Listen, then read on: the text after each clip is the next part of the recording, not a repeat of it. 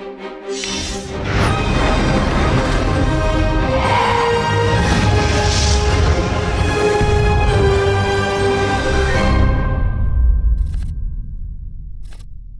is up, guys? Welcome back to the channel, Paradigmatic Reactions, and we are here with K-pop metal guy again. So we're gonna be doing something a little bit different. Gonna be talking about some K-dramas and a little bit of some J-dramas and Taiwanese dramas, however you say T-dramas, as you could say. Sure. Just kind of the best ones I've seen over the past year, and since I've got K-pop metal guy here with me, some of the ones he's seen. So yeah, and guys, reminder, if you're new, don't forget to subscribe for all kinds of, K-pop related stuff. And yeah, so let's get into it. So the biggest new thing that's come out, I think, is Squid Game 2, season 2. It came out. I saw that, I think, the weekend that it came out. And I liked it. Squid Game is obviously very iconic. It's like, iconic set pieces and action. It has some kind of nice commentary about humanity and desperation and class and what human life is worth, essentially, I think. I think a lot of people, that's the first, and for many people, the only thing they know of K-dramas. I think it was like one of the first ones I ever saw, even before I got into K-pop. I think it and the movie Parasite. Yeah. Which is also about class, ironically. I think it won like an Emmy or an Oscar or something. It won Academy Award for Best Picture, which I think was the first for like a Korean film. So very cool milestone. Fantastic movie. It deserved every second, every vote in that. Yeah, there's so much good stuff coming out of Korea and beyond in the areas for sure. Yeah, Squid Game. It's definitely one of my faves. Season 2 was good. It kind of ended. Well, I don't want to spoil anything. Yeah. I don't know. Have you seen it yet? I'm a terrible Korea boo, so I just started watching like Squid Game, like the first season recently. Oh my goodness. Okay. Yeah. It's amazing. I mean, I'm only like 3 or 4 episodes in because I just, didn't have Netflix for a while, so it was hard to kind of watch it really. And now that I have an opportunity to, I'm trying to catch up so I can watch season 2 because I've heard it's awesome. And a lot of people that don't even really watch K-drama, like Squid Game was like what got them to start watching it, or at least they've watched that. And maybe like, I think The Glory is another popular one. So it's like, as it is entry level, it's like the best thing you could start with if you're going K-drama, because it's, been going on forever, obviously, but this is where it started to really hit like Netflix. So it's got the global market there. And so I think I have a lot of friends that don't really listen to K-pop or watch a lot of K-drama, but they've watched Squid Game and I haven't. So I feel kind of bad for that. But it's that good of a show where it pulls in so many people. Yeah, it's worldwide. It's on games even. Call of Duty. That's just had a big promo. Super fun. Super fun to wrap that up and do the actual like Squid Game mode, and then have all the red light, green light modes. It was super fun. Absolutely. Moving on from there, I just saw a show called Light Shop. I saw it on Hulu in the US. Are you familiar with that at all? Mm-mm. Okay. Well, basically it's about death, and it's got a lot of interesting like imagery and metaphor, and you kind of don't know what's going on, so I can't say too much about it, but it's definitely worth checking out. I was surprised by it. I started off thinking it was like an anthology thing, like kind of like a horror, different characters every episode, but it's actually interconnected stories basically. That's cool. And it's one story, and it is really cool. Another one that I've seen in the past year, let's see, Wonderland is on Netflix. It's a movie. It has Bae Suzy in it. And you may not know who she is, but she's been in like stuff like Duna and Vagabond and the series Anna. All of those. Yeah. Okay. She can make herself like look really different. So I didn't even know it was the same person for like a long time. But yeah, all those are good. And Wonderland is about basically like if your loved one died, you could get this is like the near future sci-fi scenario, and you can get like a version of them digitally. This like has all their memories, and they can like keep talking to you, and so it's a pretty Interesting. introspective, deep dive into kind of death actually as well. I must like death a lot, but I mean, same here, to be honest. Yeah, well, exploring just all facets of life, right? Um, there was another show on Hulu called Judge from Hell, and it was or The Judge from Hell, and it was kind of like this woman. This was a judge that died, and a demon entered her body, and so she was like a really kind of shy judge, I guess.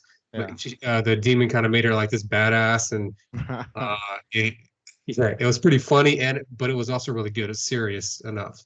Yeah. And it really held my attention. I really liked it. Let's see what else. Death's Game. You can find that on Amazon Prime in the US. I think everything on Amazon Prime in the US is on like Disney Plus in Asia. So Death's Game is like a guy, he dies and death comes in the form of like this beautiful woman. And like she has a task for him where he can live the lives of like 12 different people. And if he does like a certain thing or achieves, I can't remember what his goal was, but eventually he can be like go to heaven, or I can't remember the end. Okay. But he has like a girl he's trying to get back to or something too. But yeah, it was good too. From Taiwan, show called The Victim's Game on Netflix. It's really good, really deep. I can't say too much about it because that would give stuff away, but that's good. Another one from Taiwan is What About Chu? It's kind of like a sex education, if you've seen that show, for Taiwan, kind of. Yeah. It talk a lot about sex, but it's kind of like a comedy-ish Sex thing. ed. All right. Yeah. There's another one that's on that was in the top 10 recently, about an international school in Korea in Seoul called Kitty XO. It's wasn't it was good. I actually really liked it. There were some episodes that were really good. It's not my typical like rom-com. It's not my thing normally, but I really liked it. I liked it had a lot of like LGBTQ representation in it too. That's good. That was pretty interesting. Yeah. So that's another good one. From Thailand, there's a show called Delete. Basically, this guy finds a phone. He can delete people with it when he takes a picture of them. Nice. And people start like getting the phone and deleting people that they don't like, and there's some wild stuff happens. I like it's a thriller. That's cool. Yeah, it's really good. Let's see. Don't Come Home. I think this is from Thailand too, and it starts off like a traditional like horror, slow boil horror thing, like a woman and her child escape an abusive relationship, and they go out to her childhood home, like out in the country. And it seems like it's going to be like a ghost story, but it's not. Like it turns into like a sci-fi thing. It's like so many genres in 8 episodes, and you have no idea where it's going to go, and it gets really complicated. And it was really good. So yeah, Don't Come Home. Definitely do go check that out because it was pretty awesome. Daeyeon Creature. Have you heard of that one? Yeah, I've heard of that one. That one's the next one I wanted to check out. I've heard great things about that one. Yeah, season 1 is like in World War II when Japan is occupying Korea, and then season 2 jumps to the modern day completely, and that has Han So-hee, who is one of my favorite actresses. I love her in My Name, one of the first great K-dramas I've ever seen. What a kick-ass show that was. Then from Japan, My Undead Yokai Girlfriend. That's kind of like a. I have that one on my list. Yeah. I haven't seen that yet. Yeah. Just the name, I was like, yep. Yeah. She's like, I don't know what, she's a yokai. So that's like a spirit. Yeah, some kind of demon or spirit. And she has to like have sex with this dude. And at first he's like, no. And I'm like, what? What's your problem, dude?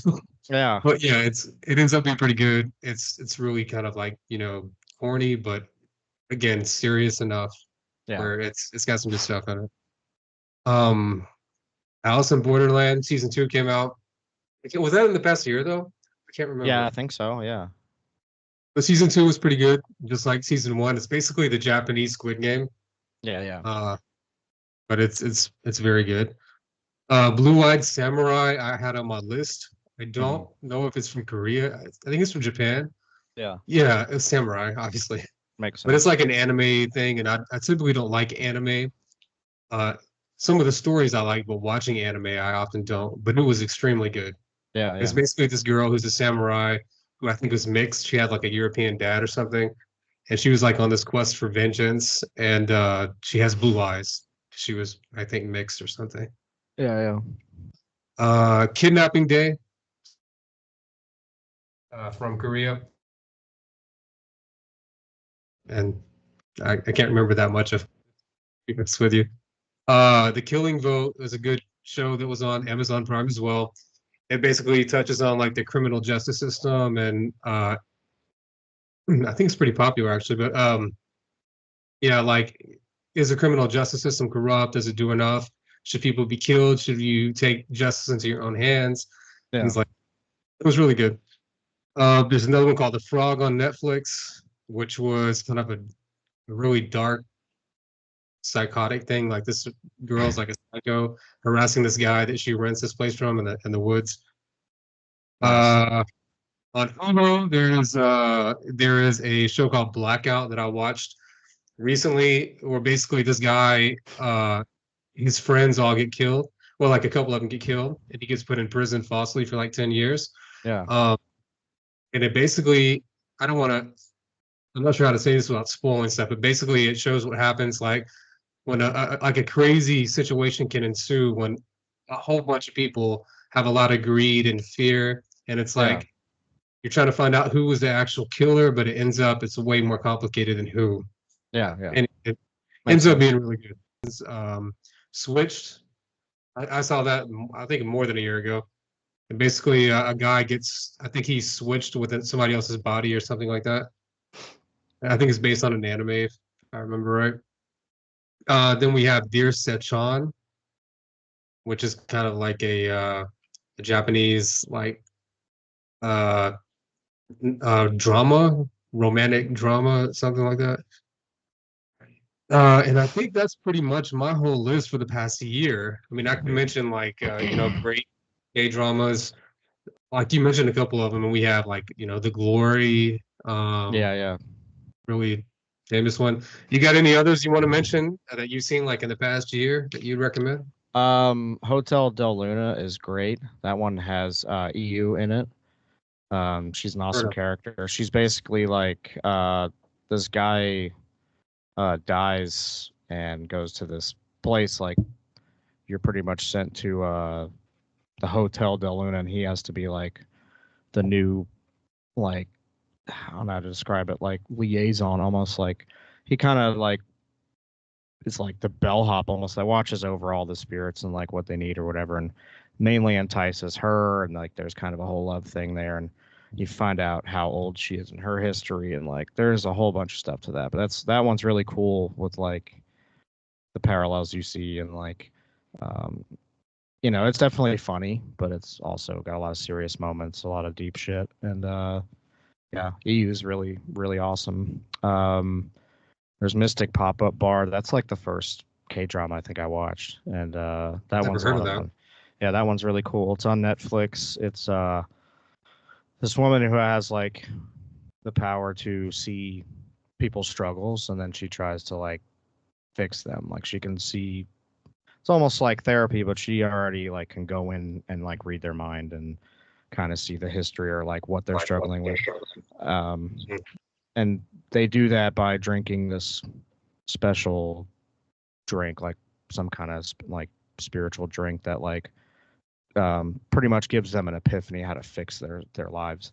So it's pretty cool, and it's got a lot of fun. A lot of them, I like a lot of like rom-coms too. Those are pretty fun. Yeah. Like Vincenzo is really cool. That one's like this. Definitely heard of that. Yeah, he's like a South Korean gangster from like Italy. So he grew up in like the mafia, came over to South Korea, and he's really trying to get this like there's still like this treasure buried underneath like where this new building is where all these tenants live. And he pretty much is not trying to reveal who he actually is. And then it's that one's more of a like an action comedy, but I mean, man, the action is awesome. Like he's such a cool character. There's that one, and then I think that's it for Business Proposal. That's a big one. I think I've seen that actually, but it wasn't. It's like 2 or 3 years ago I saw that. Yeah, so that one main character, she pretty much lives like a double life because she's trying to get with like the president of the company or whatever.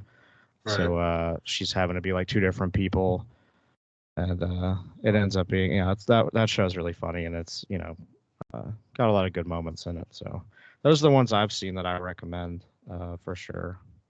And then what is it? Mask Girl. That one is crazy. If you've never seen that. Oh yeah, I saw that. Yeah. Like 2 years ago, I think I saw that.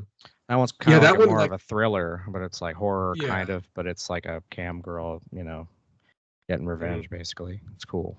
It's a good. Yeah, but it like switches up like every episode or two. You're like following a new person basically. Yeah. Or you're jumping ahead way in time. Yeah. And so that threw me off. It's like the third episode, you're following like the grandma who's trying to kill. Yeah. And I didn't like that. It was weird. But they tried to Tarantino it, but they didn't do it correctly. But yeah. But that's a good show.